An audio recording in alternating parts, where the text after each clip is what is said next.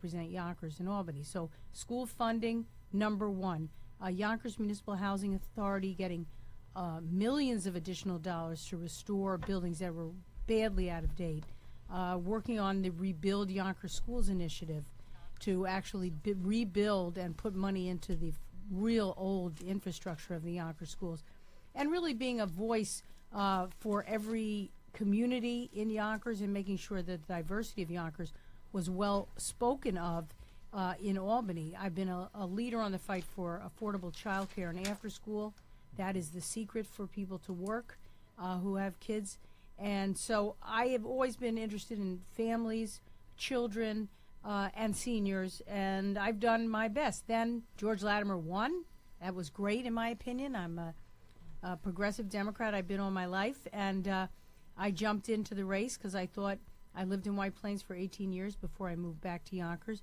I was the right person who could sort of be a little bit like George in bringing all kinds of groups together and saying we need to talk to each other, not scream at each other, listen to each other, work together.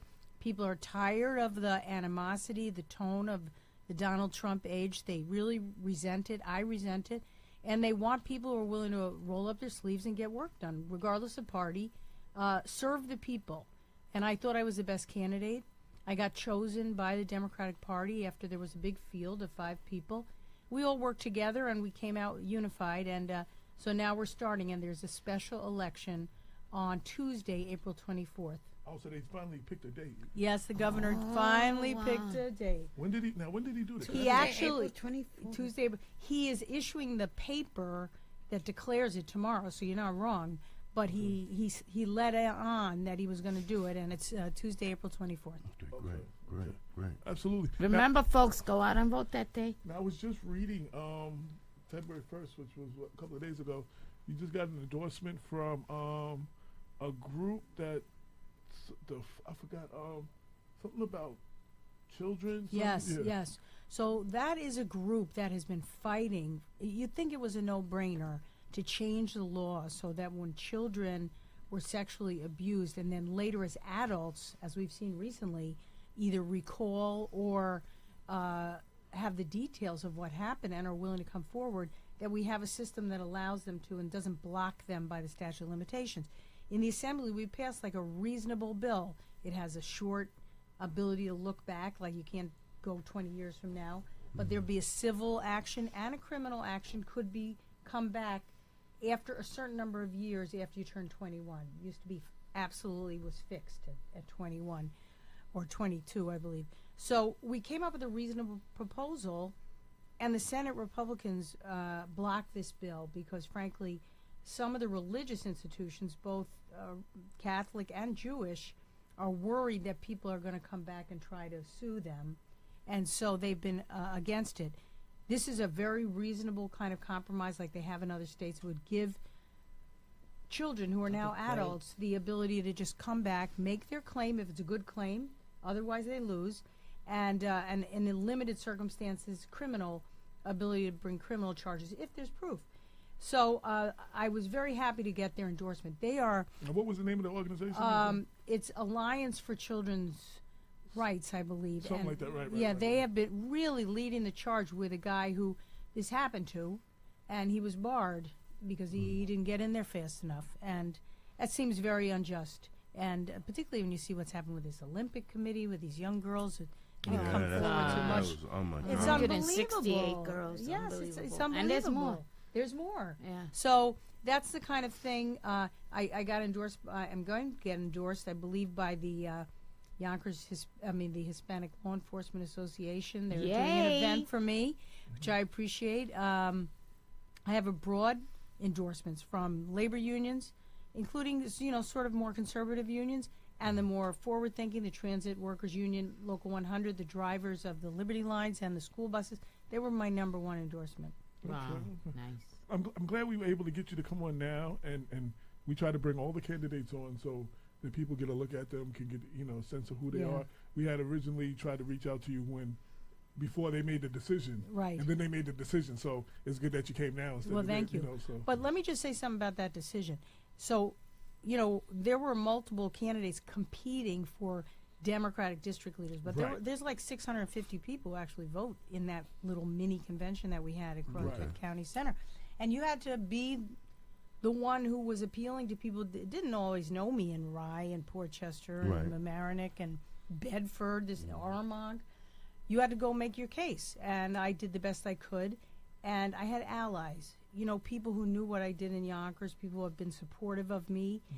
Yesterday I had in my office, which is in my campaign office in Mamaroneck, I had so many people from the west side of Yonkers who came to help me. West side of Yonkers is not in this district. That's Andrea Stewart Cousins' district. Wow. But, you know, it was a sign of loyalty that I have done my best. Not perfect, but I've done my best for the people I've represented.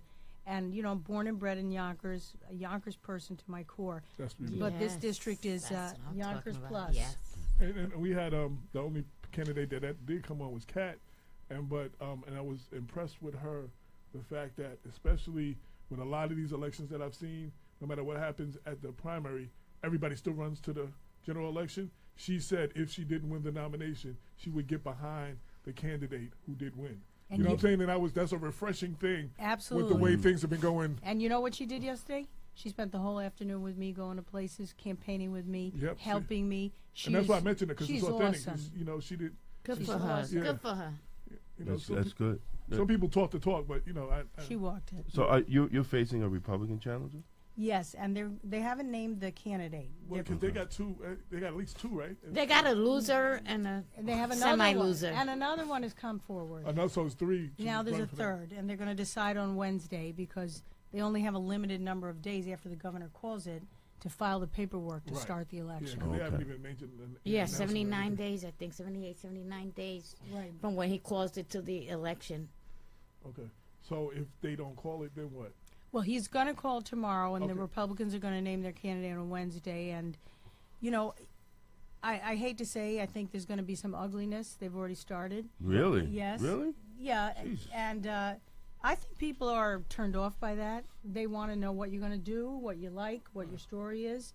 I'm proud of my past, and I've been a fighter on behalf of people's interests my whole life. I spent 12 years in the Attorney General's office.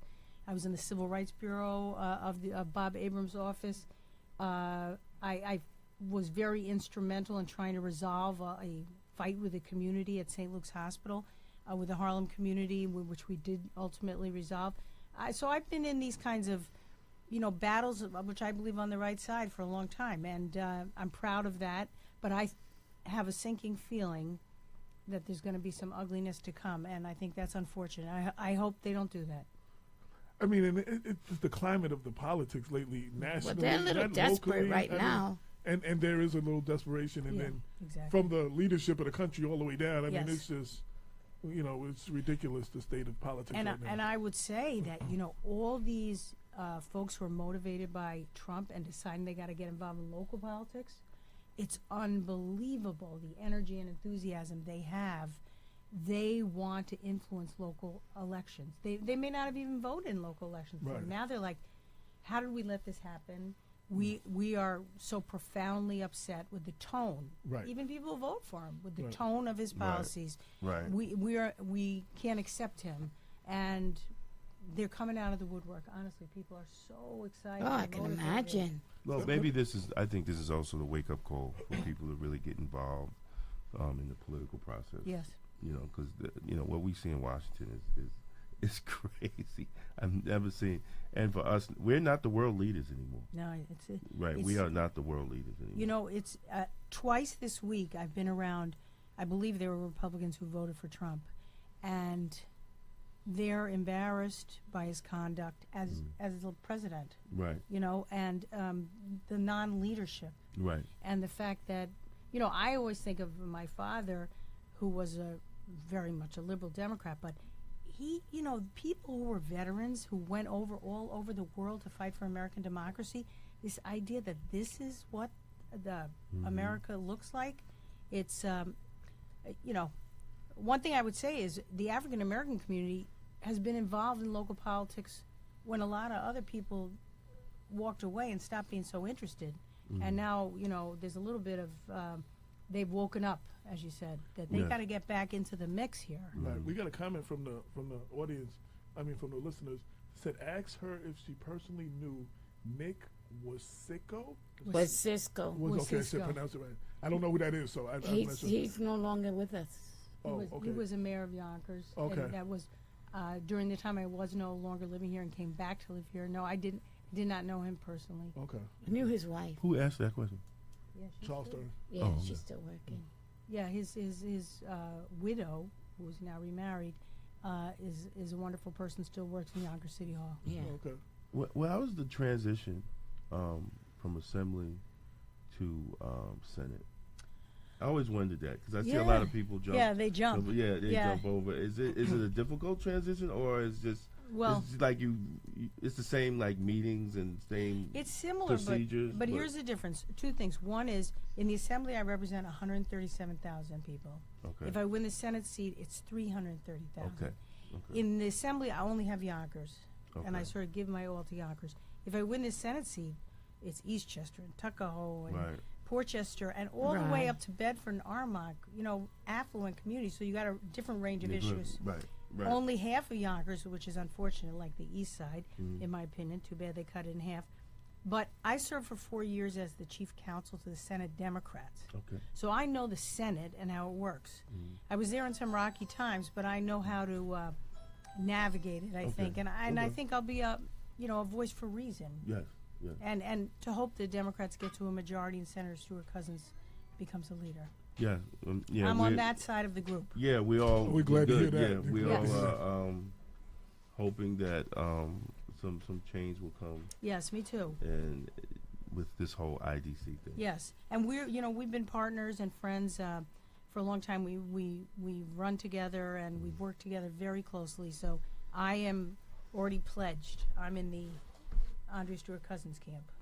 So Shelley, Okay. just so you know, our other co-host, Dr. Robert Baskerville, Hi, how you doing? just walked in.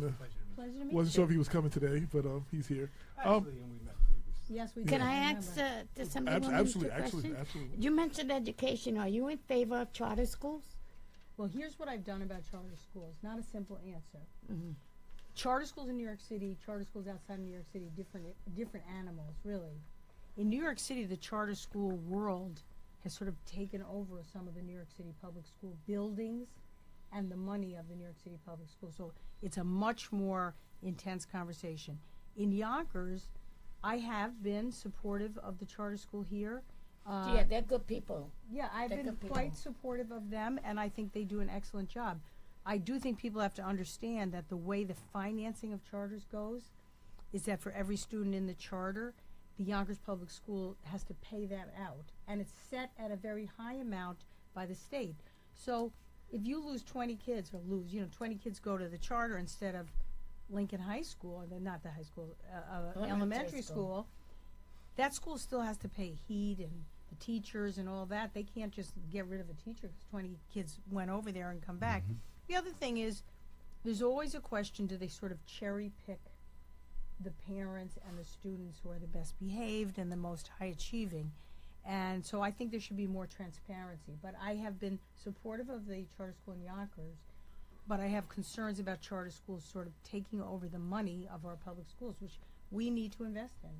Because I know there's going to be a meeting Yes. about another charter A new school. charter, a I- new is proposal. it the same folks? No. Oh, Jesus. It is a new proposal. It was today, I believe. I asked the staff person to go from my office. They are proposing a new school, and I met with them. I'll meet with anybody, but I explained to them, do you understand?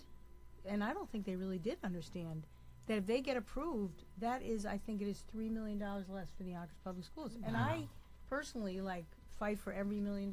So Right. I got to educate that charters cost money. We're actually going to do a show eventually on the pros and cons of charter schools. And the gentleman who asked your question is from Mount Vernon, and he's from Amani, the charter school in Yes. Mount. Yeah, he's from that school. So, It's a fair question. I mean, it's a big Can deal I ask issue. my second question? yeah, one question. Oh, just a comment real quick. We're gonna get to you. Ken Bright from Mount Vernon said, Shelley Meyers, thanks for advocating for children and your support towards CAIC/Hope Bill/criminal justice reform. I'm not aware of Yeah, all that no. is. I mean, a lot of these issues, that's, just the general efforts towards criminal justice reform, which in the Assembly we passed. We can't get anywhere in the Senate. But, we all know that the system, it does not work well enough, and it certainly doesn't work well enough towards people of color, and we have to do better. And I've been involved with, both as a lawyer and as an advocate, trying to move to the right side. At the same time, I believe we have to have conversations with law enforcement. We're better not being enemies. We're better educating them about the things that they sometimes don't see. And I've been proud that I've continued to do that with my contacts in the law enforcement community. And Lorraine has a question. Thank you, AJ. Tasha was here, Yes. and she's from the Lower Hudson Progressive Action Network. Love yeah. Pen, yeah. Love that. And she was also here representing the Black Women's Political Caucus, and they discussed Senator Klein Yes. and allegations of sexual misconduct. What are your feelings on that? Well, one is I don't know what happened. We know the allegation and that, but what I don't like is the policy the Senate adopted this week without having Senator Andrea Stewart Cousins in the room. Really? Mind you, only the men were in the room to adopt a new policy. And the policy, it says the right things, but it doesn't do what the Assembly does. When you have a complaint in the Assembly, you don't go to someone who reports to the Speaker. You go to an outside lawyer who has, he's paid by the Assembly, he or she, but his job doesn't depend on whether the Speaker likes him. So if you're going to go to someone appointed by the Secretary of the Senate, which is what the Senate created, that's controlled by the majority. That's controlled by Jeff Klein and John Flanagan. Oh, geez. That's not right. And the other thing is, if in 30 days after they rule, you're not satisfied, you have no further recourse. So I don't think the policy, I think you can have strong policies. They didn't adopt a strong enough policy, and I think they should have an investigation. I don't know the facts. Now, Have an investigation. again, when did they do this? They just adopted the policy last week. last week, and I haven't heard nothing about that. It's Well, interesting. I'll email you something. Please. Yes, go, please. Yeah. Yeah. I was like, wow. Yeah. Now I know you don't have a lot of time, but Yes, thank you. a lot of times we ask the person running about their political, background. Who is Shelley Meyers, the person, not the politician, the person?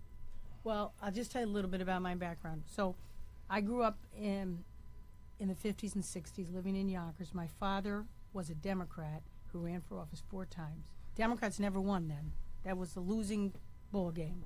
But he ran because he believed in sort of the principles of getting out there and saying stuff. So that's the world I grew up in. I am a progressive activist person who's had the great opportunity to do a lot of good things, including represent people. I have 3 wonderful children. 2 are married. I have 3 little grandchildren. 2 new ones that are, unfortunately, none of them live immediately close, and then I'm in the middle of a campaign, so I can't see them all the time.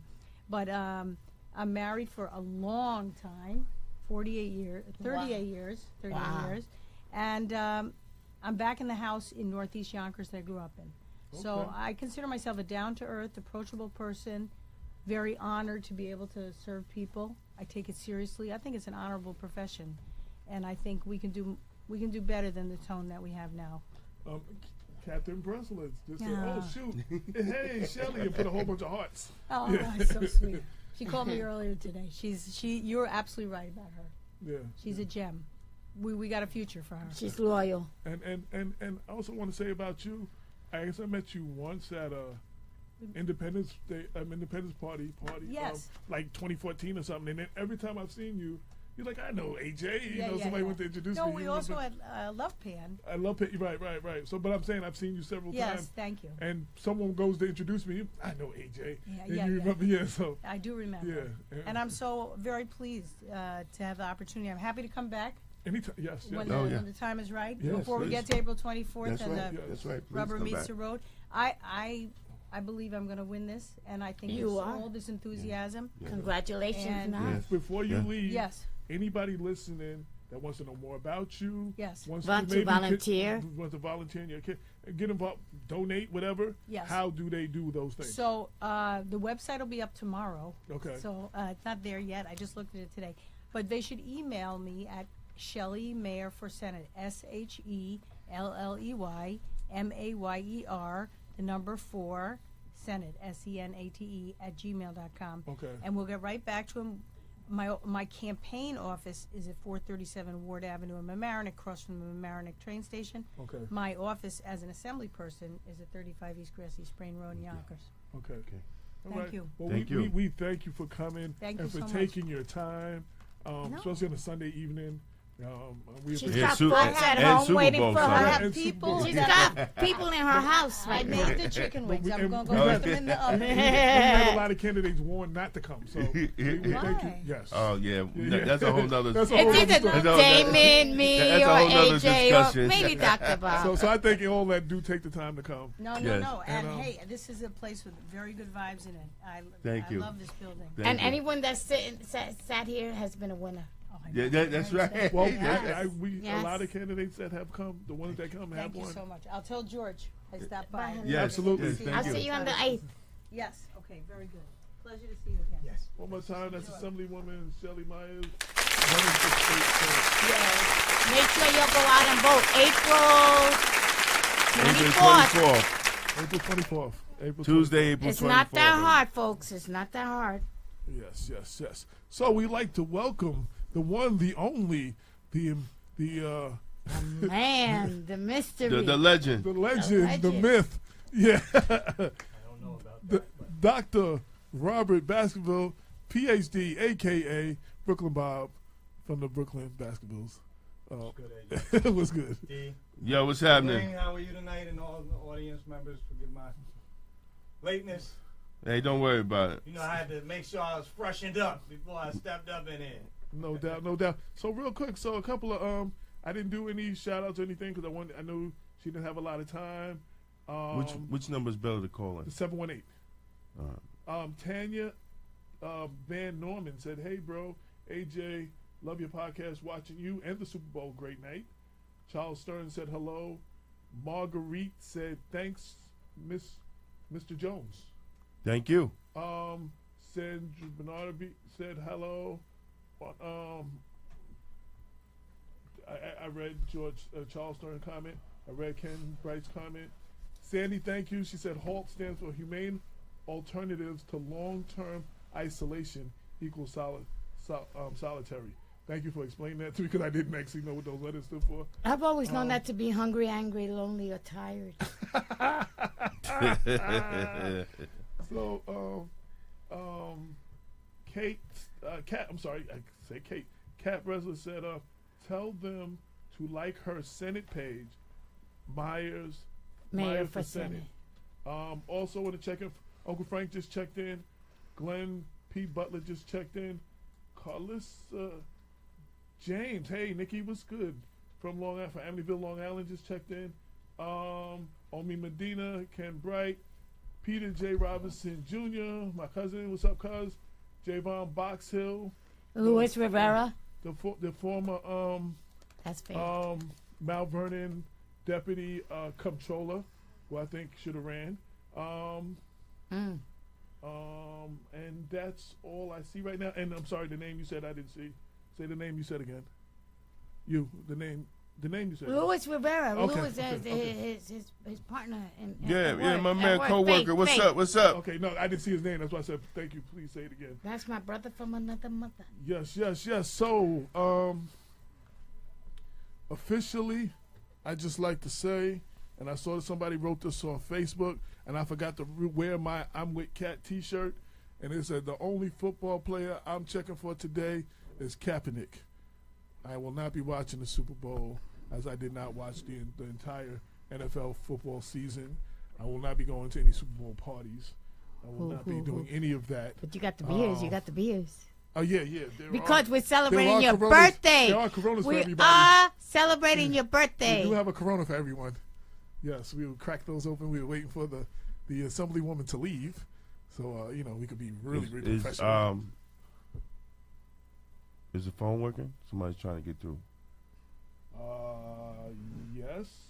And Bob, would you like to knock on Crew's door? But as far as I know, from everything I see is working.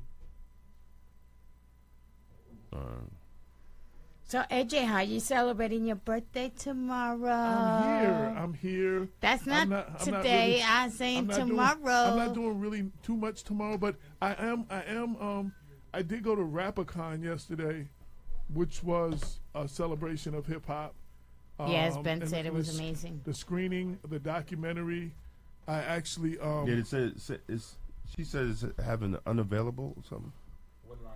718. 718 705 495. It was beautiful. I was actually in the documentary for like 3 scenes from the panel discussion we had, which was very great and was well received. I was pleased when they first introduced me. Hope Maribel and several other people in the audience said my name and gave me applause, which was beautiful. I got to see Dr. Dre from Ed Love and Dr. Dre for the first time in a long time. See that he's still around, walking around and everything. It's a beautiful thing. And there was another guy. He looked like an actor. Well, Bones Malone was there, but I don't know if you know him as an actor. I know He was a big, heavy-set guy. big. I've seen him guy. a million gazillion times. I just Not can't put a quite face sure. to the name to him. But everybody, huh? Did Dre gain all that weight? Did he really? Dr. Dre was always. But Talking this, about Dre with Ed, down with Ed Lover. Right. In your MTV rap. Yeah. oh, well then that's who I'm talking He was about. on TV though. He was on Right, and he MTV did. raps. Right, they might Well, have they done did a Who's the movie Man? too. Yeah, they movie did a Who's the movie. Man? Okay, I seen him in the movie. Matter of fact, the movie Who's the Man? The movie Who's the Man? That's the first time anybody ever heard Biggie on record. He had a joint called Party and Bullshit on the soundtrack, and I remember that day. I remember the first time I seen them, they had this thing called the Lyricist Lounge, and this black real talk, this black grimy looking dude that was kind of big got up on the stage like, what the hell is he gonna do? And he did that record, and I have been listening to it all week. Yeah, and I was like, yo, I was a fan. I was jumping up and down. I was like, yo, I knew right then and there he had what it took, that he was gonna be a star, like from that first performance. He's good now. Oh, okay. Texas. Gracias. Appreciate you. That was DJ Cruz in the shot there, the owner of the station, and had a little technical difficulty. He had to work it out for us. So, yeah. So, that was the soundtrack for Who's the Man. All the rappers everybody was in that movie. Like EPMD, everybody was in that movie. But yeah, so we got to see them. But the documentary was great. Shout to DJ Supreme once again. Supreme. Mike. Yeah, CJ Supreme. Know him since he was From New Rochelle? little. Or you talking about somebody else? No, there's only one DJ Supreme. From New Rochelle? The hell do I know where you're Okay. from? I know Well, him in he Yonkers. did No, this is from not White Cap. not the same dude. He's a New Rochelle dude. Oh, Because he well, grew then I because don't my know. brother knows him. When I put the clip up, when I put the picture we took together, he's like, my man Supreme. So he's a New Rochelle cat. That's not the guy that did the other documentary, right? He's the dude that did the turntable tricks. He was doing all the tricks and he's spinning behind his back and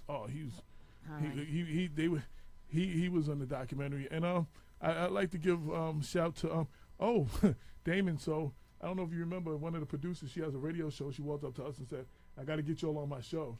I sent you a message to see if you're available that day in February 6th, 7th.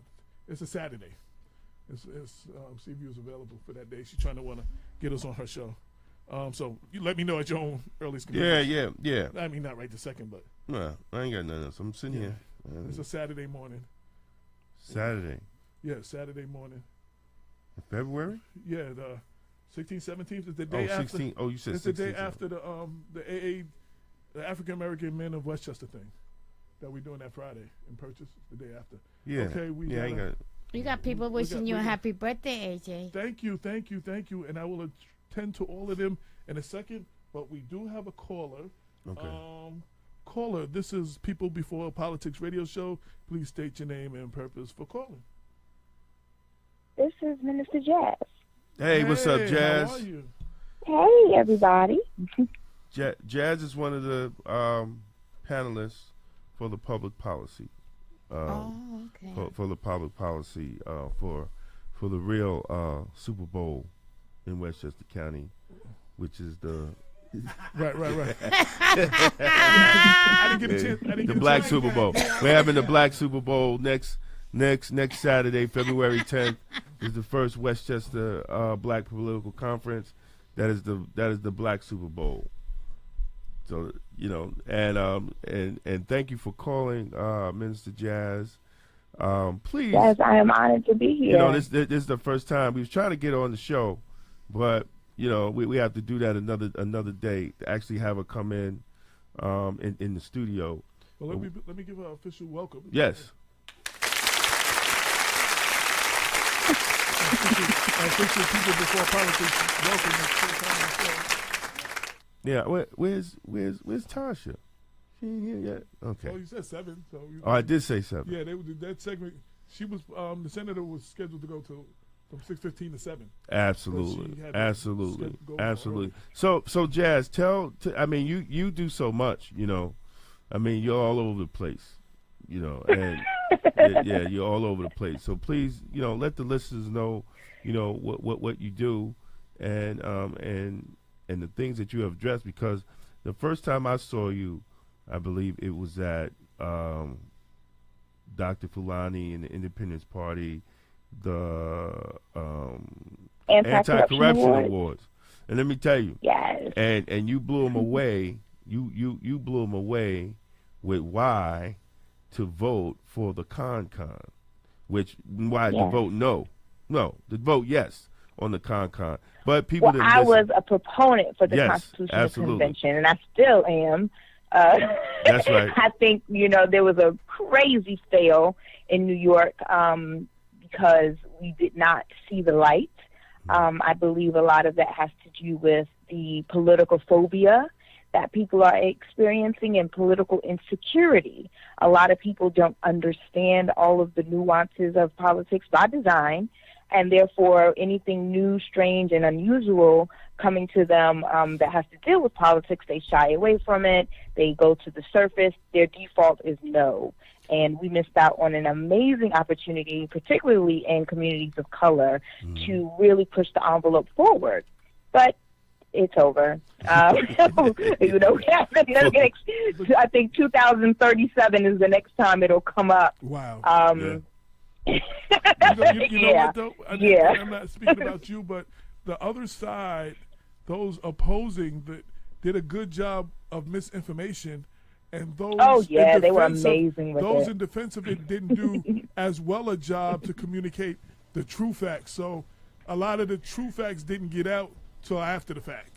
You know what I'm saying? And well, this is what's interesting. We can blame people didn't do a good job to get out the true facts, but at the end of the day, when you're up against millions and millions of dollars, absolutely taking over control of the media, right. It's kind of like what do you do to get out the information? You have to at some point understand that the people have to decide for themselves what they're going to take as fake news and how are they going to be sheep. And that's one of the reasons why I'm here. So just to give you a little bit of background on me, I am a political analyst and strategist. I have traveled internationally in my previous profession with Madonna, Miley Cyrus. I've been to over 40 countries around the world. I've seen some amazing things and how things can be done in different and innovative ways, and was committed to bringing those tools back home, and particularly to communities of color. I support policies that will enforce healing in our communities and not just satisfying us, right, or pacifying us, but truly healing and addressing the trauma that our communities have experienced and being able to address those so that we can overcome. Okay. We had a comment. Charles Stern said that you are definitely on spot at the CON-CON and that we missed the opportunity, and the left was organized. The left was organized against Trump, and CON-CON got clobbered. I don't believe it was I don't believe it was a left. I don't believe it was a left-right issue. Because you had Republicans, Republicans telling people, misdirecting people to vote no, because Astorino had a press conference in which I beat up my union for even supporting Astorino or actually supporting I think what he's saying is the left was up against Trump and those that were supporting. Yeah, but a lot of the left, unfortunately, there were a lot of the alleged left. A lot of police alleged left. A lot of police unions. My union, a lot of police unions. New York City Corrections Union, one of the biggest city unions in New York State. They were telling their members to vote no against the con. My union was telling vote no against the con.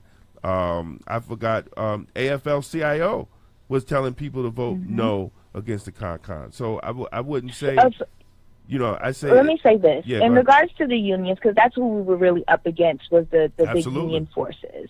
And in regards to that, in 1930, I want to say 7, I can't get all my dates together because I tried to put it out of my head, all the con knowledge I had. But about 1937, that's when the union, it got inscribed into the Constitutional Convention, all of the union rights and things like that. Mm-hmm. And they, at that time, Citizens Union, I had found the paperwork from way back then, Citizens Union had suggested that the people vote against that because they said it will yield too much power for the union. So if anything changed, they wouldn't be able to fix it because it will be enshrined in the Constitution. And so ever since then, the unions got together and they said, if this thing ever comes up for vote again, we're going to make sure that that we don't do it because we don't want to lose what we've gotten enshrined back then in 1937. So it's kind of one of those cases of we don't even know why we still cook in the same pot. Like our grandmother did it, and her mother did it, and her mother did it, and her mother did it, and her mother did it. And so, right. Like a lot of the unions, they don't even know why they're saying no. It's just been the tradition that it's every 20 years, let's get together. We're gonna, and it's been the same rhetoric every single time. If you go back in 1977, it was the same. In 1967, it's been the same. So, they don't even know why they're saying no at this point. Nobody's researching. Nobody understands. They're just saying it's no. Constitution is bad. Yeah, well, so, we lost. Yeah, we definitely lost. Well, this year it was the whole thing about the pensions. But it's always about the pensions. Yeah, it was the same thing in 1997, in 1977. Right. It's always the same thing, and they say the political climate isn't right. We're going to lose our pensions. It's always the same. But it's like people forget over 20 years, they forget that that's the same lie. And right. Then they do the same thing. But you can't. But the problem is that they, when unions don't even do their research, that they can't take your pensions away. It's right. See, I knew that. They can't take your. They can't. I was wondering why everybody was voting no. They can't take your pensions away, and that's the ignorance of the masses of a lot of these unions and union presidents to even fall for that. And because everybody, the people that's affected are the people that are in unions. Whether in low-paying unions or high-paying unions, you are affected, and you just punch yourself in the eye for another 20 years. And, basically. And one of the things that I was a real big advocate for, and why I wanted to be a part of the convention in the first place, was for equitable education funding, so that can be guaranteed. Our children are suffering from unequal and unequitable education funding. Mm-hmm. And if it was enshrined in the Constitution, they would have to make it work. Right now, Cuomo's getting away, they're just getting away with literally murder of our children's minds by not making sure that they have proper funding in the school systems. And that's why, we see the charter school movement happening. People don't want their children in public schools. They're right. not getting the adequate funding so that they can have the best programs. And then it's just producing another culture of people with the same problems over and over and over again. Well, and that's what a lot of people don't understand. A lot of people don't understand, too, is the fact that, look, if you want to send your kids to charter school, that's your business. But charter schools are pulling money out of the public school system. You know, they're pulling a lot of money out of the public school system.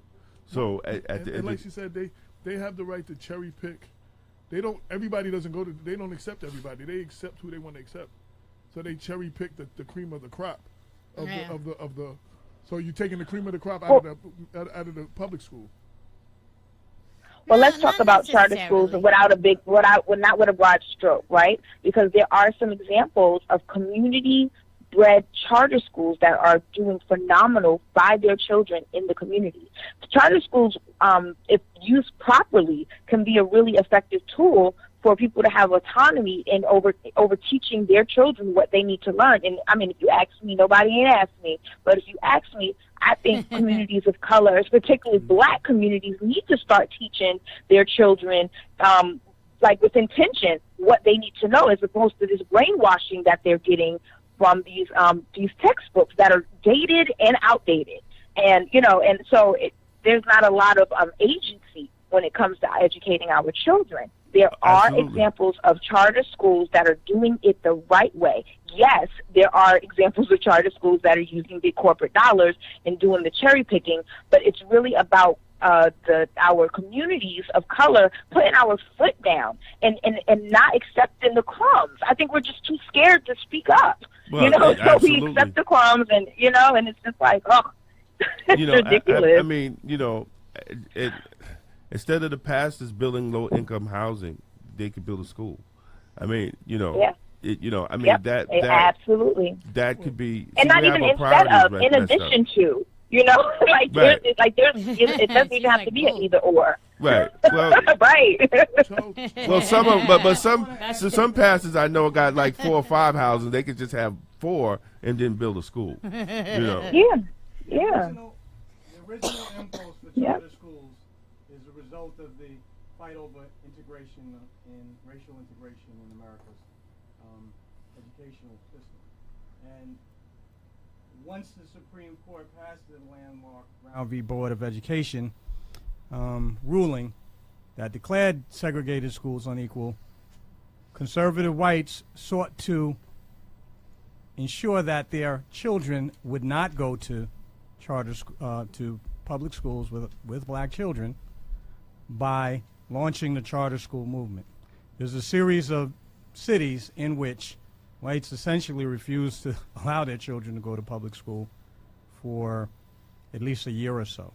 So that's the actual original impulse, and one should be, therefore, charter schools do not need to remain captive to that original impulse.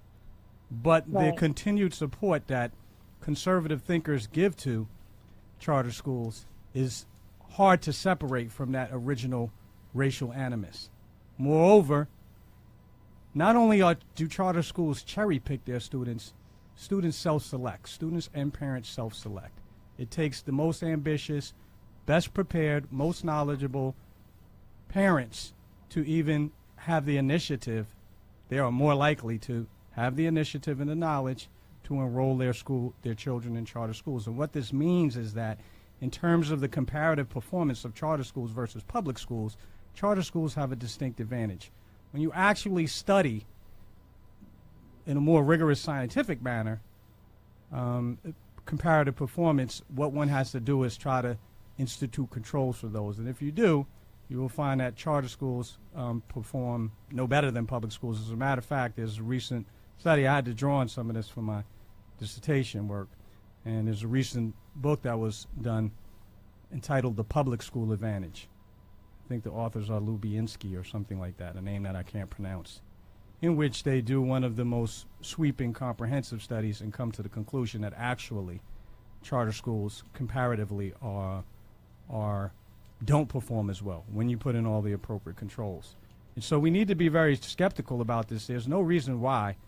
That's number one. Number two, part of the impulse for charter schools is that it gives management an almost autocratic control over the teaching staff, creates a much more unfriendly work conditions. Unions, it's a way of busting public school unions, which are often depicted as the boogeyman, as the root cause of all the problems that public schools are experiencing. And that's another reason Yes. Lubians, that's right. So I'd encourage everyone to take a look if you can, because it will definitely give you some insight into, why charter schools appear to do better. I just want to give Charles. No, Charles wants to say. Let me get this one comment. Charles Stern of Amani Public School, charter school, wants to say. He said, Damon, charter schools are public schools. How is Right. a charter school? How is a charter school a public school? If you're not, does you have unions? Are you controlled by the Board of Education? I mean, how are you I don't know. You explain that how a charter school is a public school if it doesn't fall under the control of the local Board of Education of the school. Good question.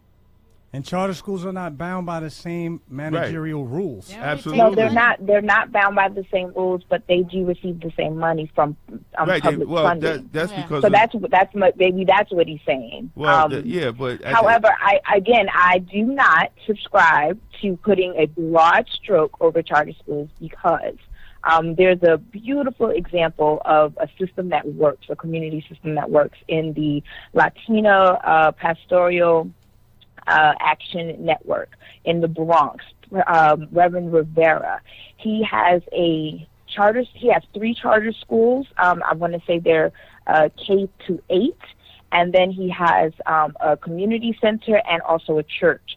And the charter schools run independently, but they receive funding through the schools, and they're able to support their children in their community. So they have it's majority Black and brown children that go to those schools.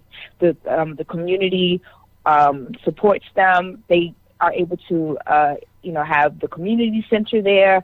The teachers that work there went through the school. I've interviewed so many of them. They come back because it's a family. They come back because it's safe. So this is one of the systems I'm talking about. Like if we can start looking at community support and really understanding how to create these microcosms of where we are supporting each other and we're learning what we need to learn and we're, coming back into these systems. You go through public school, most of them don't turn around and come back and want to be teachers. It's like a one-way trip, and then a lot of them is a one-way trip to prison, unfortunately. And so, it's really about looking at these different models and not making it just about the money and the dollars and the cents, but how is the school itself supporting the community unit around it. And working into that. And so, I really think if we do a unfair just to paint, charter schools as the bad guys and public schools as the good guys, or vice versa. It's just about these models. We need to really take a look at what is it that we want out of our education systems and designing it in that way. As a general matter, though, I must respond that one of the real problems with charter schools is that they do not deliver on the promise of equality because the tuition rates there is a tuition that is usually associated with it and is usually only affordable by middle class parents who have a certain level of income, and therefore while this may be a solution for those who are more affluent, charter schools are not a viable alternative for the average poor person who cannot afford an education. I'm going to have to cut you off because you talk about tuition for charter schools, but the way the charter school model works is they get the same funding that would go to a public school. It's per child, $1 per child. So each child has $1 on their head. Say it be $5,000, $7,000, whatever, $9,000 per student that goes to the school, and it comes from the government. It's not paid out of the pockets of the parents. Yeah, so that's why there's an application. Right, the parents don't pay for their children to go to charter schools. When I was married, I lived in Mapleton, Georgia. There was a Black-owned charter school that my wife wanted my stepdaughters to go to. It was right next to the house, like walking distance. We didn't pay for it, but we had to volunteer X amount of hours for the after-school program, and so the parents had to volunteer their time. That was one of the prerequisites. I don't know if that's all charter schools or this particular school, but I know I had to go to the after-school program a few times and sit with the kids and play with them. For the parents who couldn't pick up their kids right after school, they had the little after-school thing. And you play dodgeball and all that stuff with them and everything. But I had to volunteer several days for that. So I think that's a beautiful model. Again, you're getting parents involved in the education process. Right. That's me. And I got to know the kids that were around my stepdaughters too. I got to know them very well. So I knew who the troublemakers were, and I knew who were the good people, the good influences for them to be around. So that kind of helped a little bit. Yeah. But like I said, I don't know if that's the charter school model. That's just my personal experience. And it was a black-owned charter school, but it wasn't in an affluent. It was mostly, you know what I'm saying, middle, lower income, black and Latinos. It wasn't, you know, I don't think that's the traditional school, though. Charles Stern had two comments, and I just want to get him out because he didn't, you know, he is going to come on, and we are going to talk about charter schools, and he has a charter school. He wanted to say that charter schools are authorized by the state, regulated by the state. They can and are closed by the state education department. Charter schools are tuition free, and Sandy Barnaby said they're funded by a public school. So look, at the end of the day, I guess is what we do with it, and if you have how a charter you use school, the tool. if you have a charter school in the black community, and you're not teaching black history the way black history should be taught to our black children, then you're using the charter school for reasons whatever. And I'm just saying it. You know what? Yep. And you know, and I say, and I think more churches should start building schools. We are still a community, you know, that don't have schools of our own. You know, you go into the Jewish community, they have their own schools, right? Which is funded by public school system. You go out in Rockland, they got a whole bunch of them, and that's a lot of the political fights that the people that send their kids to public school have out in Rockland County. We have a Muslim school in Yonkers. Well, you should. I mean, look, Catholics have Catholic schools. You know, absolutely. Which are closing, by we're the the way. only ones, black folks, we're the only ones that allow the enemy to teach our children. At the end of the day, we are the only one. And I'm not saying that, you know, going to the school is going to the enemy, but at the end of the day, we allow other people to put policies in place to teach our children. So, you know, on that note, you know, I am not pro, and I'm more against it. It's been in the black community, but if we could use those policies, you know, to help our own, then I'm for it. But we have to be teaching our kids. We have to be teaching our kids who we are. That's absolutely. I want to. Since we're going to do a show on charter schools, I would definitely like to invite Jazz to come on that day. And I didn't want to let you monopolize too much of your time without talking about the conference that's going to take place this weekend. The importance of the conference, what it's about, you know, what we, you know, to promote the conference. Yeah, well, the conference, which is basically sold out, is basically sold out. The conference is for us to have honest. There's going to be two panels. There's going to be the community panel, community involvement panel, which will have Minister Hafiz Muhammad from the Nation of Islam, which he probably be calling in around 7 o'clock. I was looking forward to seeing him. I thought he was going to make it.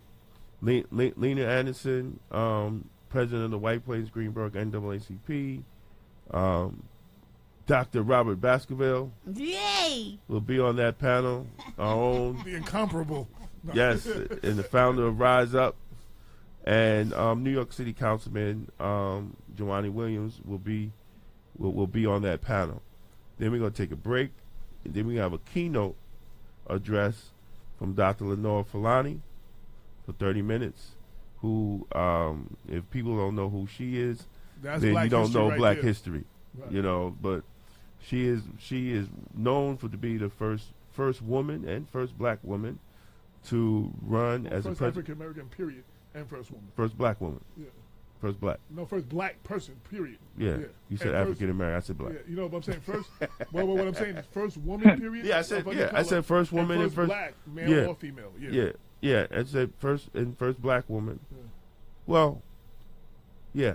first black person. Yeah. Yeah, that's what I. That's Yeah, it. yeah, That's yeah. what I'm trying. Yeah. Well, Wait a no, minute, not guys. really. No, What year? Because I thought that was 1992, and Jesse Jackson was definitely before that. Yeah, I thought Jesse was In before 80. that. Right. The rainbow. That's Right. what I was sitting. I Just said, help wait me a out. minute. I'm sitting here thinking, I said, when the hell did Jesse run? 1988 was his first one. So I'm just, I don't know. First I one don't gotta be right about it. Yeah. Matter of fact, 84, I think. Yeah, because I was sitting Yeah, here. that was 84. And I'm like, wait a minute. I know Jesse ran somewhere.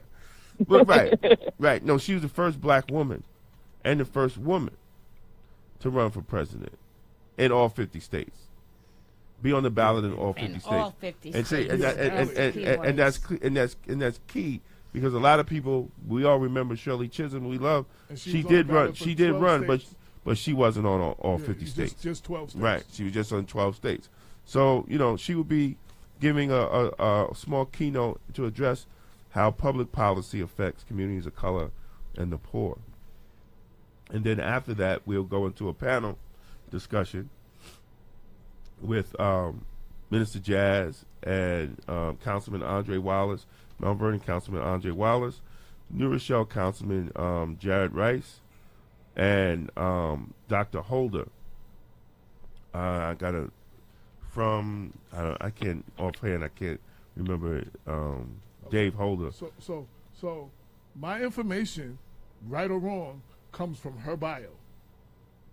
When I said the first African American in the United States, and this is her bio on her site that I'm reading. So it might not be right, but it's from her bio. No. That's where my information That came she's from. the first. African American. Woman? First woman and first African American in U.S. history. That's what her bio says. That's where I got my That's the information. bio or Wikipedia? No, her bio on her All-Star site. Oh. Her year? bio. Yeah. Oh, all right. That was 1992. No, And she was, I'm just again. and she said and it was talking about 1988, but it still was after 84 Who she ran in 88? and 88, and then she ran again 88, and the whatever the next one was. I think she ran twice. So when the hell did Jesse run? 92, She must have ran 84. 84. Yeah, he Yeah. probably No, but I'm just saying I'm not. All right, arguing all right. that. Well, hey, I'm listen. just saying where I All got my right. information Tomatoes, from. tomatoes. Yeah. All right. Just- But She Jesse still made might history. have, as a journalist, I back my He- facts up he- with what I Jesse read. was running for the Democratic primary and he lost. So technically, He he, might didn't not run have for been the on the president. ballot. Oh, He yeah, might- yeah, He right. wasn't on the ballot in all 50 states. Right. No, right. No. It doesn't matter because he didn't win the Democratic primary. That's Right. different. Well, that's different. So he she wasn't ran on in the the ballot. general. She ran in the general Right. election, so she was the first African American Right. to run in the general election for president because she was in the general. She didn't run for a primary Right. because she Okay, was under she- the Independence Party. right. Right. Well, the New Okay. Vision back then it was the New Vision Party. I think it was called the New Vision. Right. So she's right. Okay. Well, I just wanted to, as a journalist, I back my facts up with what No, I read. no, I well, do my no, history. no, I it do makes- my- No problem. Yeah. 'Cause Right. I had to go look that up because I wrote that in the February issue, and it's too. I'm like, that's what it said. Too late to retract it. Yeah. But what we want to do is just give a fresh new look and fresh thoughts to issues pertaining to the African American community, pertaining to understanding the political process and how black people can get involved and be part of the political process. A lot of times people think, they call it politics. Oh, you're dealing with politics. No, I'm dealing with life. I'm dealing with life because these issues that we address, affects everybody. I don't care if you feel that you don't want to get involved in politics. Politics rule your everyday life. Everything from the price of the sneakers you buy to the price of your milk, your bread, What you pay for gas? your car, your gas. Politics rule your wages. If you get a raise each year, politics rule that. So How your Your city's days housing. off. yeah, right. Your potholes. You want to you want to complain about the potholes in your street, but you don't want to go to the city council meeting and lend a voice to change it. We have to be a part of the political process as black people, and that might be Minister Hafiz. Yeah. So I know. So we have to be a part of that. And this is the first thing to try to get people in Westchester to actually be a part of what's going on, and to be a part of a conversation, and see how we can move forward. Oh, that's Minister Hafiz? Great. And Minister Hafiz is going to call in and before he does, yeah. Minister Jazz, I want Yes. to have a different perspective, and the people to hear from you. Why is this important to you? Why that you wanted to be involved? Why the conference? We went. I am sorry. I think you just cut off? when I hit him, I merged them, but it cut her off. We have Minister Hafiz on, and can you tell Minister Jazz to please call back? Greetings, Minister Hafiz. Assalamu alaikum.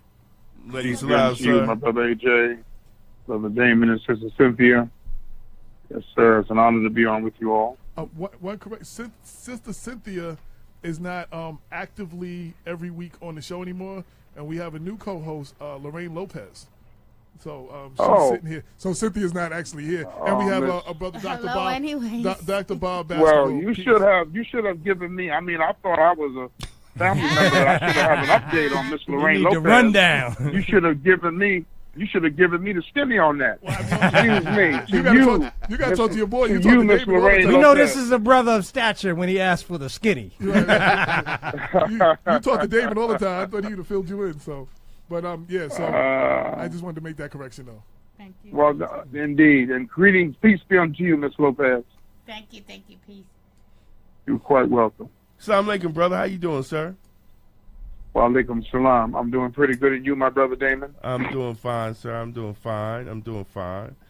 We was just Good. talking to I just text Jazz. We was just talking to Jazz. She's one of the panelists on the public policy, and we was just talking about the importance of the conference and people coming and discussing the political process and how the political process relates to people of color and communities of the poor, and the need to have that conversation, and the need for people to be aware of policies in their community, legislation from state and local government, and how it affects their everyday lives. Yes, sir. And if you have Well, go ahead, brother. Well, the Honorable Elijah Muhammad teaches us that politics is not the panacea to any of our ills. Our root problem is a spiritual one that necessitates a spiritual solution. So politics is a necessary tool of advancement of the people. It is not the ultimate solution. And that's why in America, we have not, in a democracy that's 230 years old, I believe, or 31, it has not yet succeeded, because that is not the root answer to the problems of the people. And when we say it's a spiritual one, it means this: greater is he that is in you than he that's in the world. Amen. So the presence of God that's in each and every one of us is greater than what we deal with the body politics of the world. But we tend to let the body politics of the world rule us rather than the presence of God. See, look at the Republicans. They consider themselves conservatives. They consider themselves evangelists. Look at the Democrats. They consider themselves liberals. Many of them consider themselves Catholics and Protestants. So God is present with them, and then you got the independents that are of all sorts and makes. But the bottom line is that they don't rule from the God power within. They rule from the political structure. So in New York City politics, like politics in Westchester, everything is the art of the deal. And that's long before number 45 or President Trump talked about that. That's the art of the deal. It's if I wash your hands, then you got to clean my feet. If I wash your back, then you got to give me your whole living room. I mean, that's the bottom line, is what we can do for each other, you see, rather than what you do for the people. Right. See? So when we now go back to the spiritual solution, not religiosity now, I'm saying spiritual. when you go back to the God consciousness and God concept in politics, then you can have change for the people, because the God consciousness in politics is from the bottom up and not from the top down with trickle-down economics. How Absolutely. can you offer trickle-down economics when the man that produced it for former President Ronald Reagan said it don't work, and it's trickle down, not rain down, not pour down, not fall down, trickle down economics. So the 1% is trickling down 1 or 2 drops to the people at the bottom, more at the top, hoping that the one at the top will take care of the one at the bottom, but they never do. See?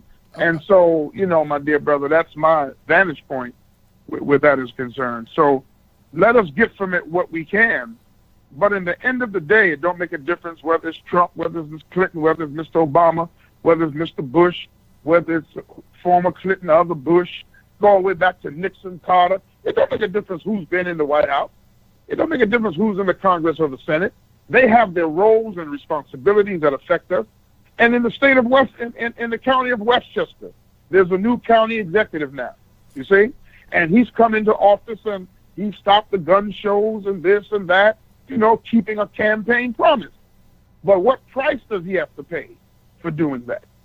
Good question. Good See, if you question. can do things in politics without paying a price, then you can serve the people. But if everything you do that has a price tag attached to it, so yeah, we let you do this, but guess what? You're going to do this over here for us. Then the people are not really free, and neither are our representatives. Absolutely. Brother Hafiz. Can I just want to apologize. Jazz is back on? Minister Jazz is on. And Jazz, I apologize in switching and clicking on Minister Hafiz. I actually clicked you off, and that was my bad. I apologize. Welcome back. I'm glad to be back. Oh, okay.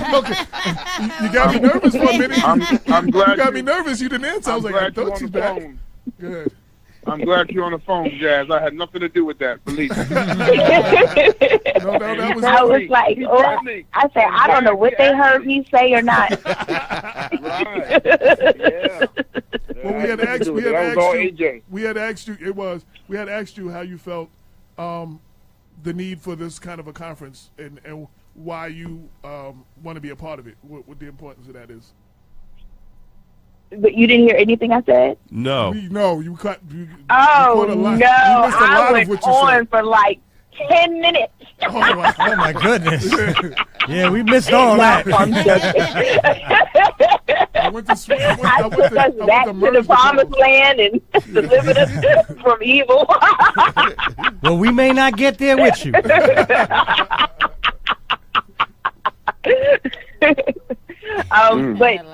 just to recap really quickly, it's really about educating our people to empower them to have agency and over what happens in our communities, flipping the model on its head so that we're no longer sheep for our votes, and they come to us with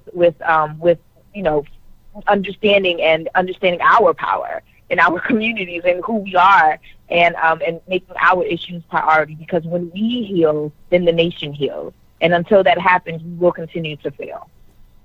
I have a question for Minister Hafiz. Sandy Barnaby said, let's see what happens to George Latimer. We have to stay with him and keep him accountable and support it. But her question was the God consciousness ever in politics? They seem mutually exclusive to me. You said, was it ever in politics? Yeah, was the God consciousness ever in politics? They seem mutually exclusive to me, was the question. No, no, it has really not been. You have people who are religious people, but not spiritual people, who are in politics. You have people who hide behind religious context and religious symbols, but don't deal in spiritual concepts and spiritual principles. See, when I deal in spiritual principles, I do unto you what I want done unto myself. Absolutely. You understand? But when you're dealing in religious principles, the poor shall always be with us. See, you find those scriptures to justify why one is up and one is down, why one has joy and the other has pain. But spirituality finds a deeper common ground to always help the man and woman that's below and bring them to the top. Minister Farrakhan trained me like this. Always be the little man, big man. Because today's little man will be tomorrow's big man, and they will remember how you treated them. Absolutely. So I always treat everybody with the respect that they need. If I look at it from a political context, I only deal with you according to what you can do for me and what I can get from you. But from a spiritual point of view, I respect everyone for what you bring to the table. That's great. Amen. That's great. The way that I looked at these two different contexts with regards to religion and spiritual, we have the golden rule. Yes, do unto others as you want them to do unto you. But then you have the platinum rule: do unto others better than you would have done to yourself. Right? And then in that way, it's always reaching higher. We're always reaching higher heights. A lot of us, we only want to just keep into this give and take. We don't understand really treating people even better than we want to be treated, right? And once we could get to that set of mindset, we will start to see changes in this world. Once you can do for people who can't do for you, that's the true trust. When you do for people that can't do for you, but you still do for them. That's the true test. But how do we get that? See, and this is great conversation. So how do we get that into the actual politician? You know, because see, there's like brother was saying, that there's outside forces, right? And then a lot of times in the black community, we have elected officials, but the elected officials are controlled by those who pay give campaign money. So when they actually get in, you know, their loyalty is not to the people that voted them in. Their loyalty is not to the people that they gave great speeches to of hope and change. When they get in, they have to pay the piper. How can the community hold these people, hold them accountable? You know, because we have to vote for somebody, or we just vote for nobody, and then we end up getting a Trump in, like we'll end up with a Trump. So how can the people try to control their destiny with elected officials? Well, no matter who we voted for, we always get the short end of the stick. See, our problem is we celebrate the short scrimmages that we have. Have we made some progress? Yes, but it's some progress. It's not enough. My teacher, the Honorable Elijah Muhammad, said no one leader can rise above the condition of their people. What is the condition of our people in the black community, in the brown or Hispanic community? What is the condition of our people that they call the African migrants and our people from Haiti? What is the condition? So what has to happen is there has to be an agitative process that stays on the gluteus maximus of these political persons. That's right. That's why I always say, and I'm gonna become an agitator. See, why give your vote, then don't follow up your vote? Mm-hmm. I must respectfully say that there's no power in the lever. There's no power in the hanging chad. There's no power in the round dot. However you vote, there's no power in the absentee ballot. Your power is how you follow up the vote. Just because if you get someone in whom you say you voted for, don't you know that they're hidden forces to make them change why you voted for them, so they no longer look like? Come on, brother. It's going on right now in Westchester. That's right. I just said that. We see that locally. That we thought represented us one way, but once they got in, they did something different. That's but right. Guess what? Your vote got them in there. That's right. But your vote is not keeping them honest unless there's an agitator to stay on them that agitates the very people who demand for town hall meetings, the very people who demand who you gonna go with the vote we want, or we might get you out of there before your term is done. I mean, that's how it's got to go. I love being a woman. I love being a woman. I love being a man.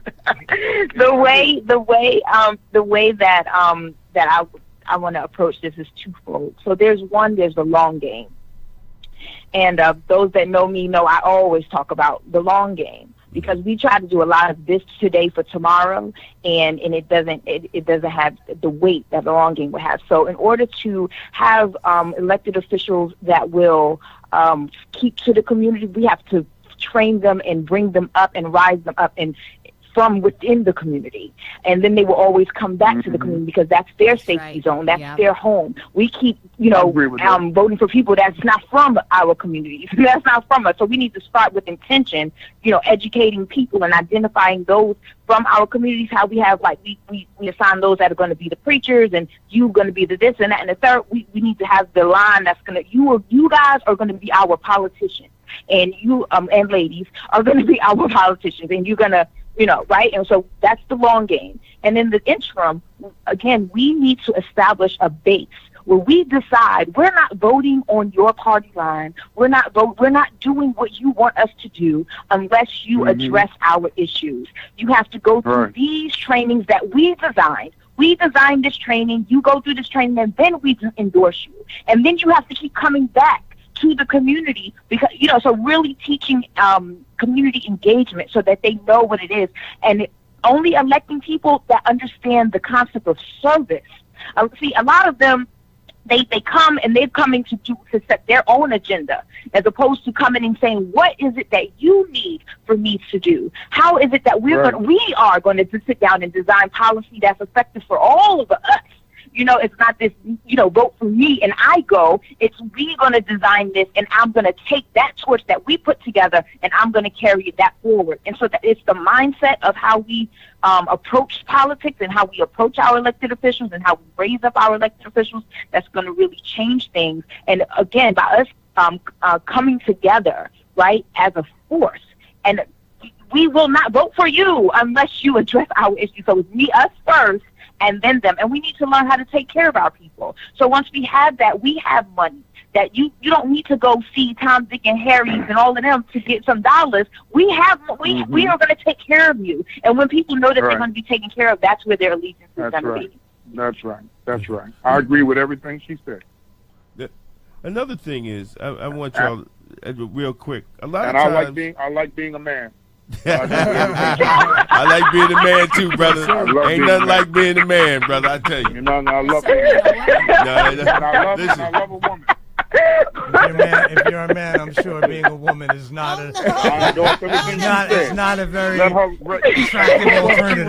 It's just a nurturing mind. That's all. Who you are. I like being a man, and I like that y'all like being a woman. Yeah, right. How about that? It's a nurturing mindset. That's all that I was saying. Because it's like there's the forceful mindset, and then there's the nurturing mindset. That's all. And we need both of them, right? So it's either nor or, right? I just want to add, I agree with both of what y'all said, and I just want to add, every now and then we do have someone that was born and raised in the city, and they come up, and then they don't do what they got to do, and then we got to act as Minister Hafiz said, and stay on them. You know what I'm saying? We need to, and hopefully, that's what Black Westchester, hopefully is doing and does for our community.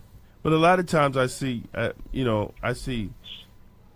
people organize around the politician instead of organizing around the needs of the community. Right. And then when that politician fails them, they all go back. They all go back in their hole, or all go back in their apartments, and and it's like they lose their steam instead of just organizing for the betterment of the community, and they wait till 3 months before election time, and everybody wants to organize, and they always, out of desperation, pick someone that is the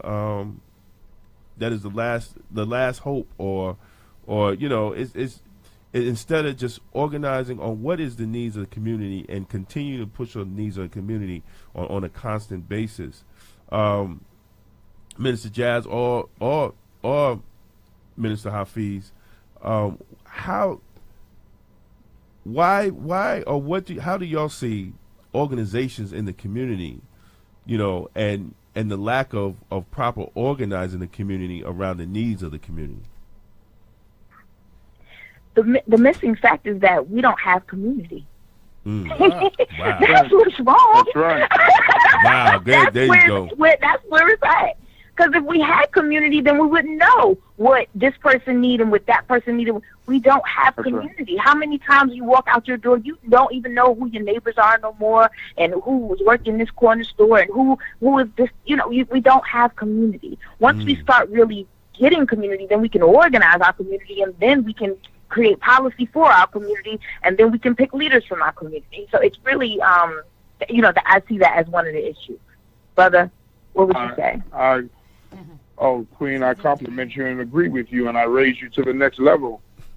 Minister Farrakhan says we're more like a colony, not a community. And that's what you're saying. Because a community is that which controls itself from within, and a colony is that which controls everything within from without.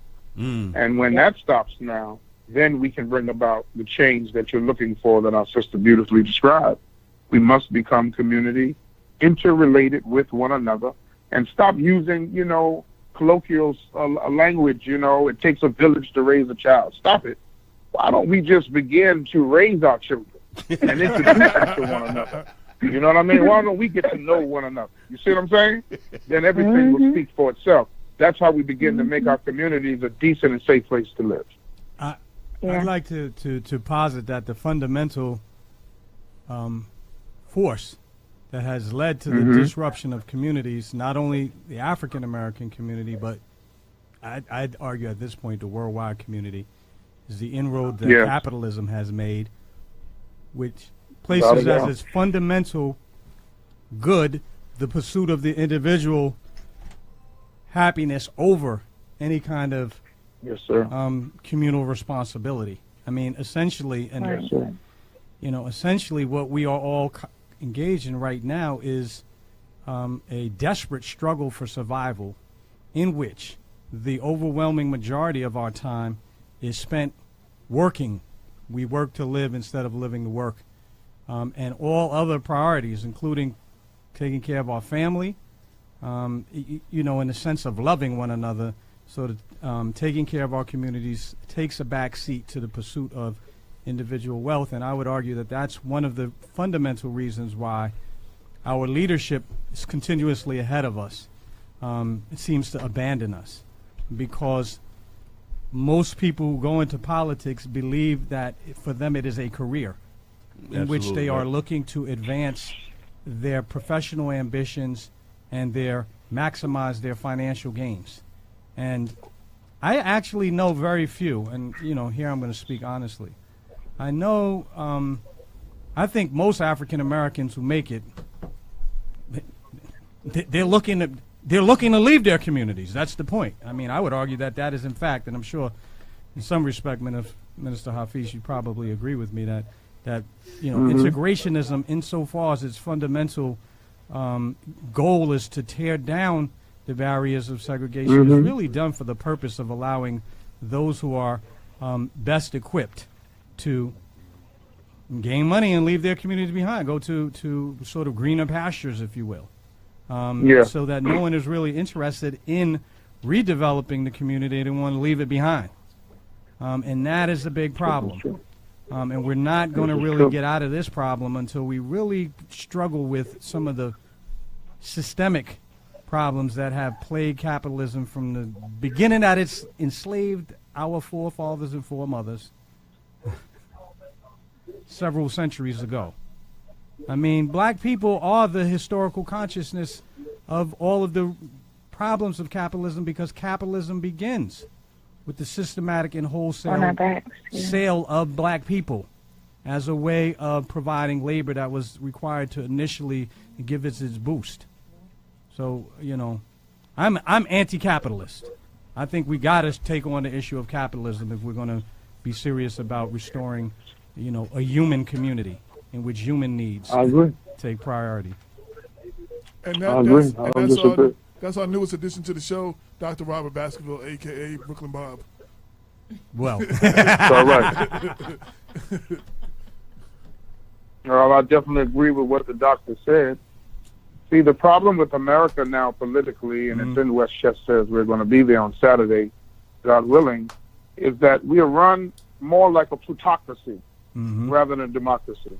And a plutocracy, of course, as you know, is the rich people running the government, is not that they can't feel for the poor, but they don't want to feel. They're so far removed from them. And then we now rely on a democracy that gives us a false image. And the Democrats have us, looking for the carrot on the 90-foot pole that we can never reach. And the Republicans show that they don't want us, and they give titular heads to show that, we're trying to make advancements. I mean, look at what President Trump did. He's taking credit for what President Barack Hussein Obama did from his administration where it comes to black unemployment, and he's going to take credit for it rather than say, I thank the last administration for what they began, and hopefully my administration have, I think, continued it. No, he takes credit for all of it as though he baked the cake. See, and that's that mentality of a plutocrat, and that's where we are. And, so the bottom line is now, in the county of Westchester, among our people in the black communities, in order to hold those accountable in office, we got to hold each other accountable that we're going to hold them accountable. And we don't. We get them in, and we let them sit there and say what they want to say. We got to be kind disruptors. We got to be strategic disruptors. No, not loud, not boisterous, not disrespectful. No, we're coming in, we're sitting in your office, Mr. Mayor. We're coming in and sitting with you, county executive. We're coming in and sitting with you, councilperson or alderman, until we get the audience that we need. Because we voted for you. See? We pulled the lever for you. And when they feel that kind of pressure, then they can begin to make systemic change. Look, I'll close. We just went through here in New York. And the gentleman who now is the speaker, young Caucasian gentleman, but it's always the Caucasians running and ruling everything when we are the majority in the city council and in the body politics. And we could have put in one of our own. But you know why we don't have nobody in? Why there's no black speaker of the city council?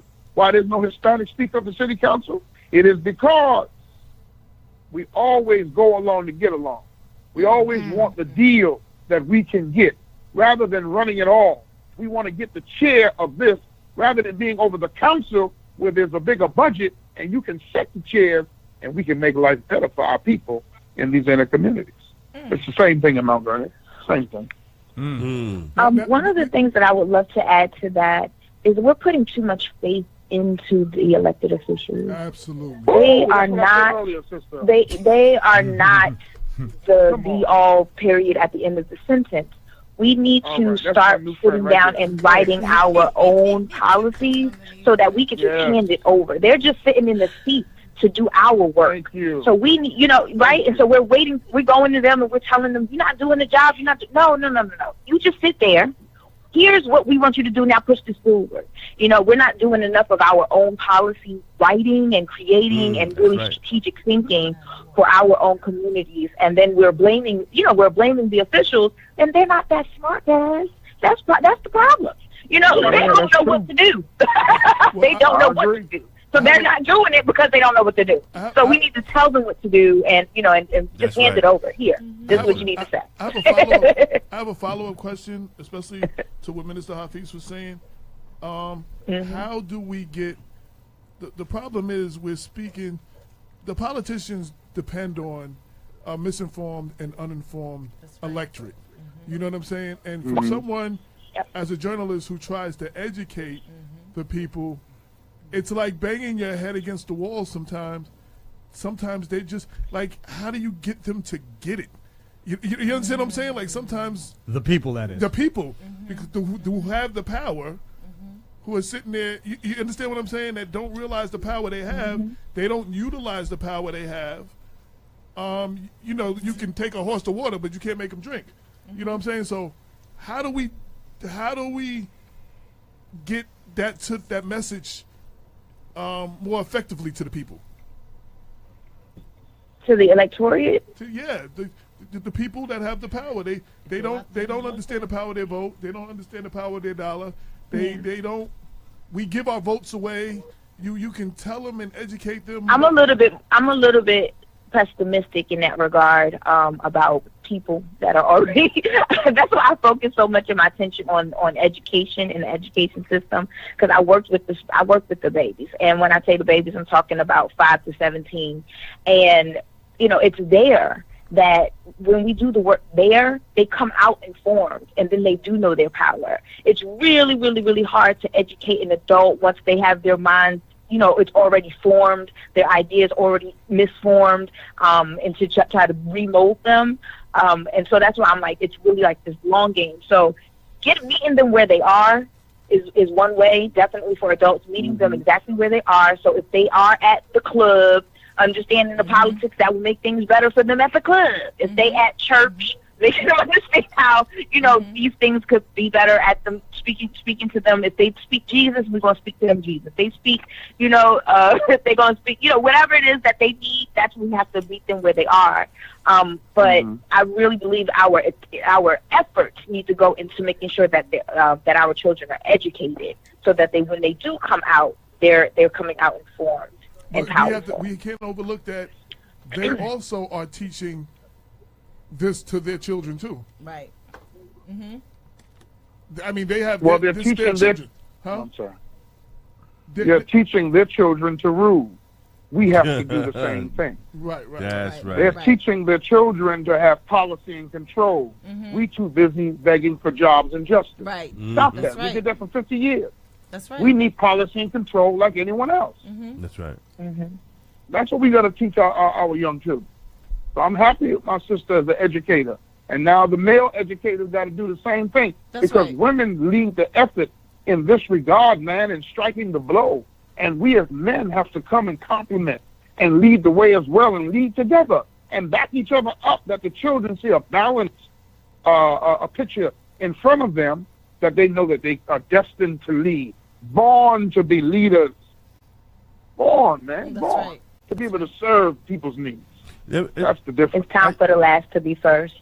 I just wanted to That's make right. a comment, and I was looking at the RSVP list for Saturday's event. White people. No, it's majority women. Oh.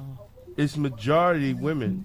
I think if I counted 7 men, if I counted 7 men out of 35 people that RSVP, you know, Minister Hafiz, where's the men? Where's the men in this struggle for our communities? That's what the youth is asking too. They're looking for that. My dear brother, thank you. The men are under assault, my brother. See, why do you think Dr. Wesley's been talking about that good cushion alcohol? The men are under assault, smoking seriously weed that is 70% less than what it was. And I'm not an advocate of it. But for those who do, it's been chemicalized. The men are too busy drinking themselves at the end of a bottle. Now, there are good men out here, a lot of successful ones in different pockets and areas, but we got to be able to pull them together. But now, now, we're not in the age of the woman. It's always been the age of the woman as far as we're concerned. However, you see women now wanting to strike a blow, because the Honorable Elijah Muhammad says, the home is your base, but it is not your only place. It is your launching pad. And once you have raised your children, go and subdue the world, because you put the children onto the planet by God's permission. And so I don't have a problem taking leadership from them and with them. But I will say, I believe in men coming into the position to be the protectors and the vanguards of their community. So we got to go get them. Protect us, please, yes. Please. We got to go get them. No, Thank you, Jazz.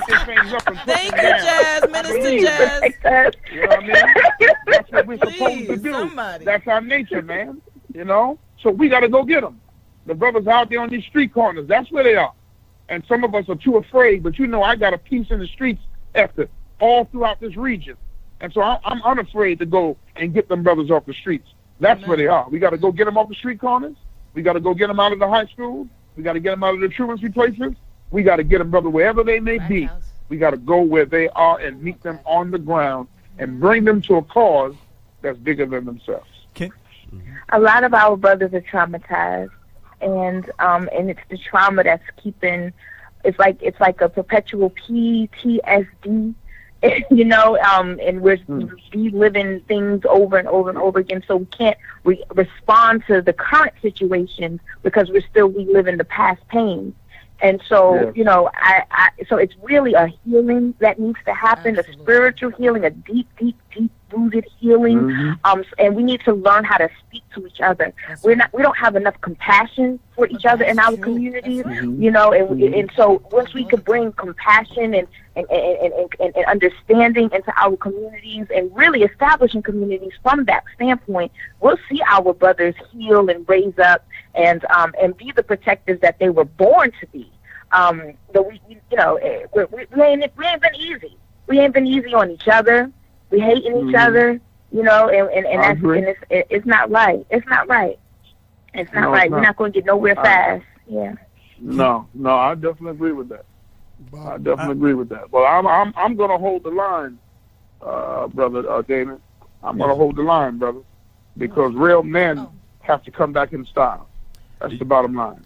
You know what I mean? Real man's got to remember to get the door for a woman and mean it when you get the door. You know what I'm saying? Carry a bag for her. See, teach that, ingrain that. You know what I'm saying? Real man knows how to sew his own cuff, but he's happy if his woman goes and helps him put the buttons on. A real man knows how to get in the kitchen as well, though he's happy if a woman provides that extra ambiance for him. You know what I mean? But real men got to come back in style, man, and take back control. So I'm about teaching that with young people. You know, I got a group of young men, brother, got to blow your mind. Now they all married now. Now I'm going after the next group now. We done did so well with that group. They done went and got married and making babies now. Got Well, families I'm a now. little older, Doing but I big might things. have to get under your tutelage. Hey, brother, ain't no problem, brother. Take a grown man and make them better as well. You know what I mean? We ain't perfect, but we sure enough making good progress. Yes, sir. we got Tasha from Love Pen and one of the organizers of the conference on the mic. Go ahead. Hi, Minister Oh, indeed. Hafiz, and hello, Minister Jazz. Peace good to Hello. you, Queen. Peace, peace. So one of the things that I want to say, as far as women being prevalent at our convention and also in the at the polls and in the movement, is we can never ever forget, and we can never ever make the mistake of separating from our brothers. We are Yeah. bound in this movement to one another. And one of the things that I believe will bring more brothers to the table is talking about money and economic development. Because a lot Yes. of our brothers are interested in, how can I get more checks in these accounts? I have children. A lot of brothers are dealing with child support. And they're not interested in what my brother Damon calls intellectual masturbation. They want to know what is going on that's going to affect my bottom line. I And agree. that's, amen. And that's one of the focuses of our convention. One of the drives of this movement that we're beginning in Westchester is bringing more economic development opportunities into the communities that have been left behind. We are looking at reform measures from 1992, right, Brother Damon? Yes.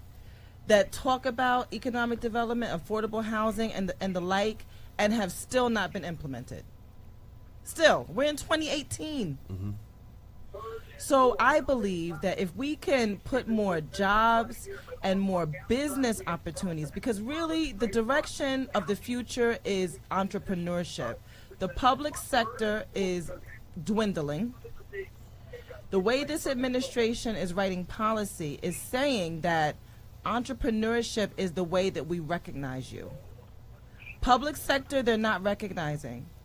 Government jobs, they are attacking. I believe in union labor, but if we as a people want to be ahead of this wave, we have to start reinvesting in ourselves, reinvesting in our financial institutions. I just left. I was at church for 2 services today, and we were talking about the Federal Credit Union, which is our bank that we own. We own that. That's right. Black and brown people own that. We need to reinvest in ourselves, so when we pay interest back on those loans, it goes back to into us, our communities. When That's you right. start doing things like that, and people can come and get loans and get small business opportunities and perhaps a financial mentor, because in Westchester we have a socioeconomic divide. There's a class divide.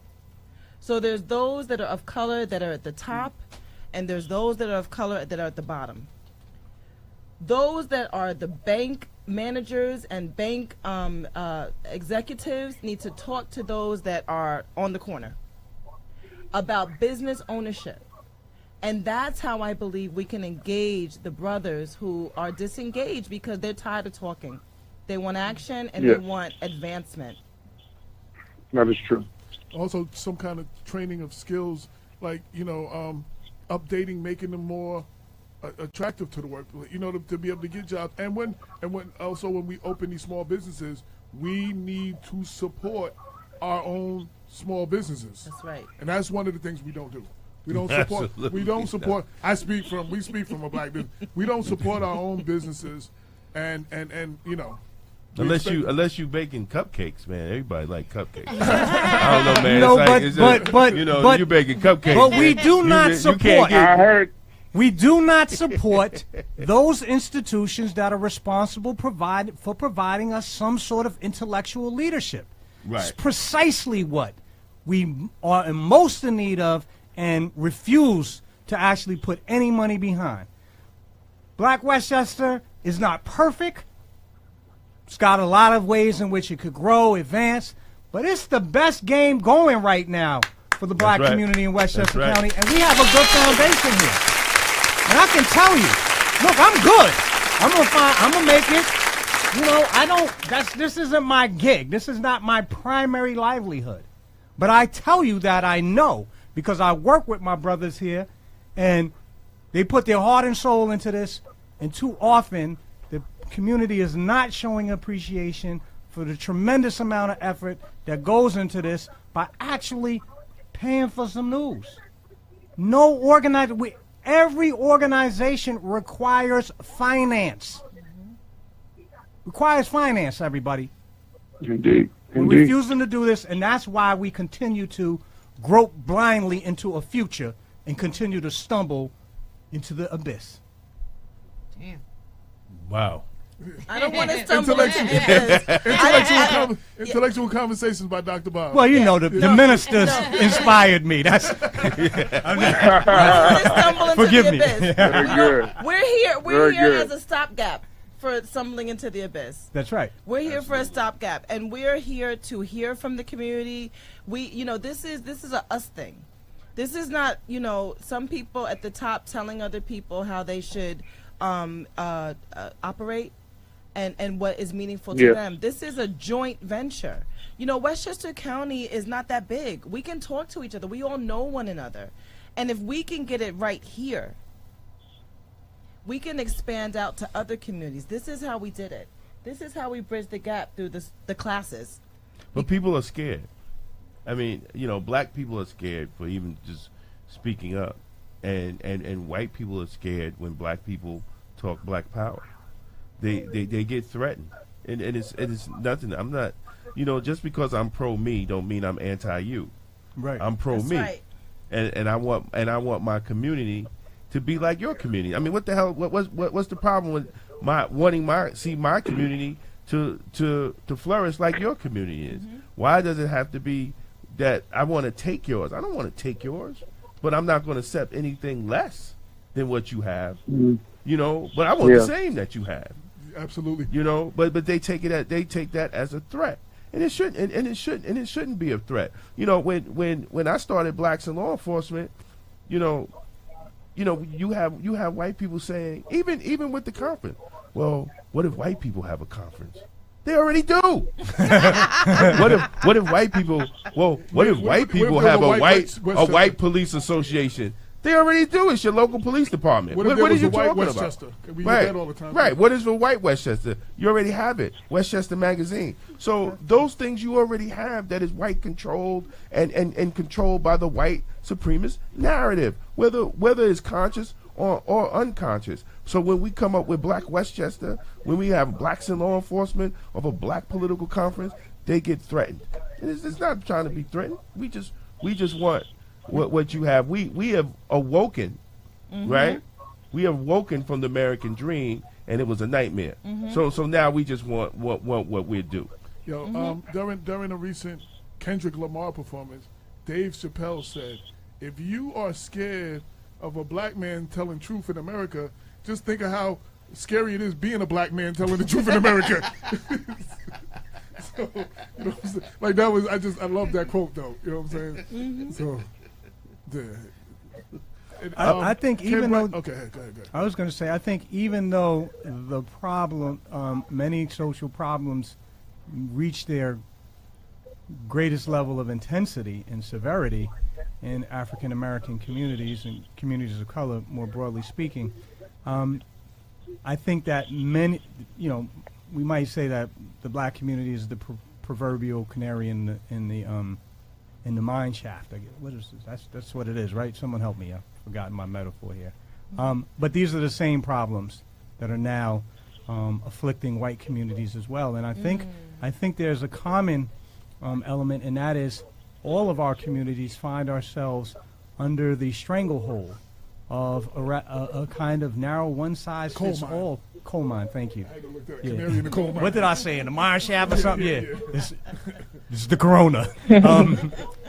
And what we're finding is that there has been a collapse of organic institutions across the United States, such that not only are black communities now unable to find their way forward in the new economy that has been created, but so too are white communities, poor white communities, find themselves suffering, greatly as well. And so we really need a resurgence of community all across America. Absolutely. And some sort of organic leadership from within those communities. And that's why I think one of the things that's unique about both Black Westchester in particular, but also the Black Political Westchester Black Political Conference, because it is an organic effort to try to forge the networks and the policies that are going to be required to address the real problems that we're confronting. And everyone, these problems are going to grow so much more intense.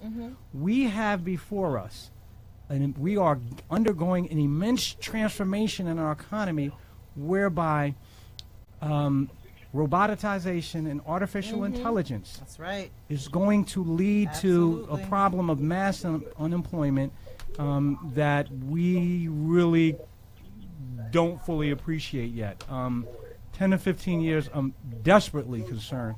There's already talk underway in many European countries especially about this, and proposals to tax robots and find out and a national minimal income, because this is not going to last. And unfortunately, because America finds itself caught in the grip of conservative thought, which contends that anyone who has a problem in the job market is due to their own personal failings, we are setting ourselves up for an explosive problem in the near future, and is already beginning to manifest itself with the kind of political turbulence that is surrounding the Trump administration. It's so interesting that you brought that up, because it seems like our government is not keeping us at the cutting edge of what's going on globally. AI is already more intelligent than us. AI has developed language that is exclusive of humans on several occasions, and the scientists have to shut them down, because what will happen is they'll start talking to each other and we don't know what they're saying, basically. So if you remember the Terminator movies, this is happening right now, to the point where the advice to educate children is not knowledge-based anymore. It's educating children in a way that robots can't duplicate, which is artistically, which is, feeling things. Really, what we used to call the soft skills are going to become the distinction between us and machines. And the fact that other countries are realizing this and educating their countrymen about this, and America is still talking about memos. I mean, it's like, it's baffling. It is actually baffling that we have fallen so much behind as a world leader. And this didn't just start with Trump, so we can't even say that this is all Trump. Yeah, but Trump kicked it over the mountain. Trump is like exposing everything. If we elected Hillary Clinton, we would still be very, very much. Yeah, he pulled back the veil. Thank you. Yes, he did. That administration. But what you said is very powerful, Tasha, in regards to AI communicating with each other. That's what's missing and why we don't have community. Community takes communication, and there's no shared vision amongst us. So once we can start identifying what is the shared unified vision that we can all stand behind, then we can start communicating that and becoming effective. But without a shared vision, whether it be finances or whether it be a holistic approach to education, whatever it is, we'll be lost. And we'll continuously be trying to reach some promised land that we don't know that we got there because we didn't even envision it in the first place. So, we need to take a step back and begin to imagine, like, what is it that we even want? What is it that we even want? We can walk, with intention in that direction. That's right, Minister. Yeah, I'm still here. I'm listening. I'm here. He's there. I want to give you a chance. I want to give you a chance for last words since we're coming to the close of the show. Any last word? Last message. I'm looking forward to this Saturday of connecting my rope with the rope of others to pull our people out of the sea of despair. That we can create a Black Wall Street all over again. I mean, where the dollar circulates not 6 days or 6 hours or 6 weeks, but 6 months in our community. That will make our communities a decent and safe place to live. Thank you for the opportunity. I accept that as a prayer. Yes. Yes. Jazz? That's a vision I could get behind and share. That is definitely a vision that I can get behind and share. I remember being in maybe 6th grade and learning about integration and sitting in my class and being like, that was stupid. And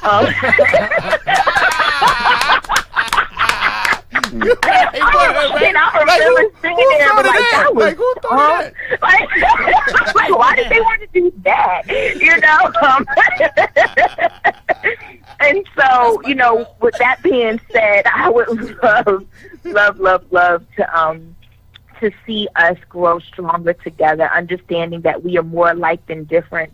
And in those places where we are alike, we can grow and really change and become the masters and the leaders that we were born to be. I look forward to seeing all of you on Saturday, God's willing, that I'll be able to be there and continue to paint the picture. As we paint the picture, people will see. Yeah. Tasha, one of the organizers of the conference, any last words about the... I just want to say one of my sheroes, Dr. Lenora Falani, will be there.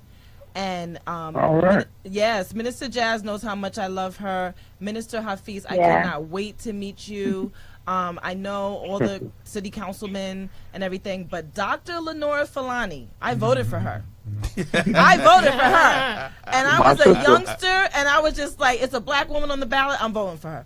And when I listened to her platform, she was Bernie before Bernie. That's right. Right. That's right.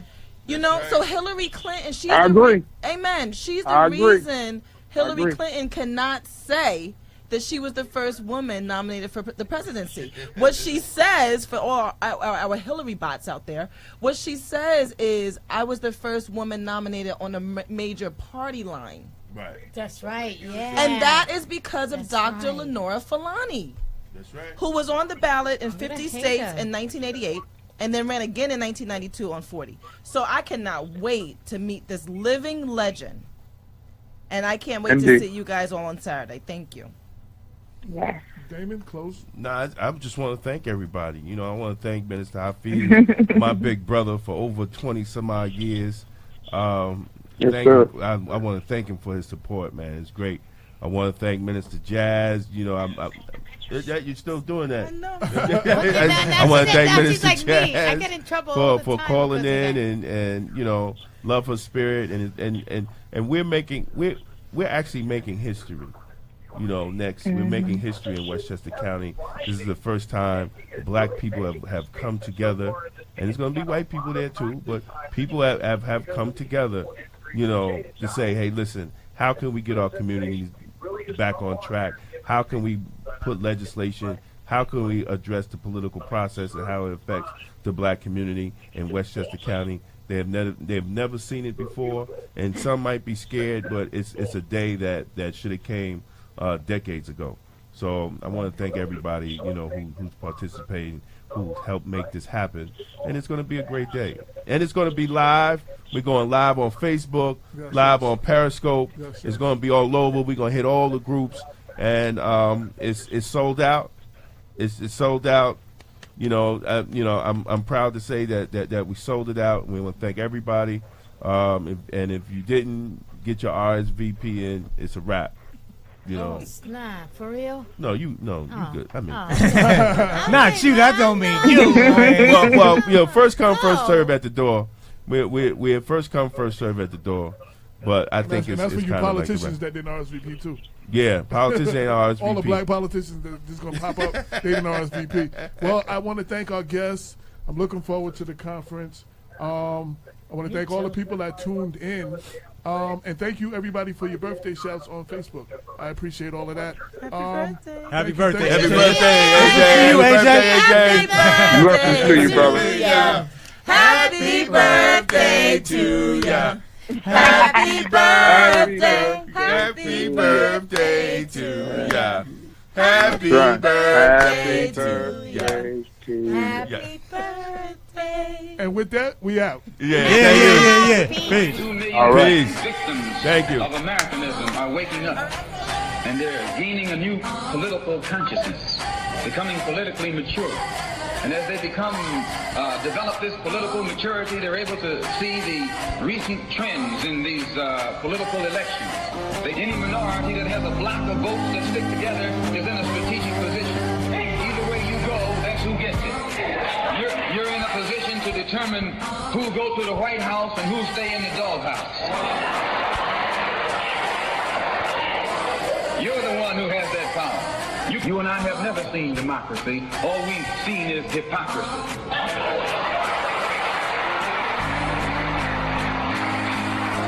When we open our eyes today and look around America, we see America not through the eyes of someone who has enjoyed the fruits of Americanism.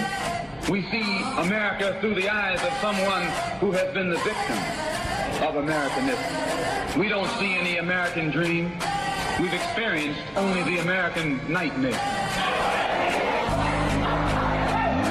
We haven't benefited from America's democracy. We've only suffered from America's hypocrisy. And the generation that's coming up now can see it and are not afraid to say it. And are not afraid to say it. And are not afraid to say it. And are not afraid to say it. And are not afraid to say it. And are not afraid to say it. And are not afraid to say it. And are not afraid to say it. And are not afraid to say it. And are not afraid to say it.